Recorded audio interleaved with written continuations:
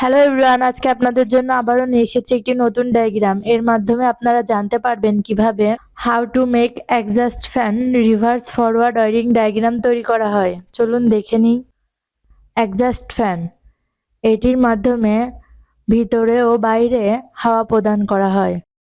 Capacitor, এটি মূলত charge ধারণ করে ও এসি লাইনকে যেতে দেয়, ডিসি লাইনকে বাধা দেয়। টু ওয়ে সুইচ, এটির মাধ্যমে অন অফ করা হয়। এটি সুইচের back side. L positive line, two way সুইচে কানেকশন দেওয়া হলো। টু ওয়ে সুইচ থেকে পজিটিভ লাইন ক্যাপাসিটরে কানেকশন দেওয়া হলো। ক্যাপাসিটর থেকে পজিটিভ লাইন এক্সস্ট ফ্যানে কানেকশন দেওয়া হলো।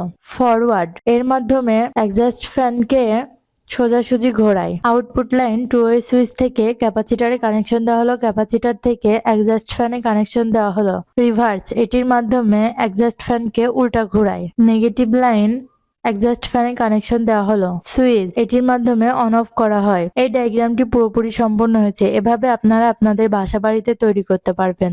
ধন্যবাদ।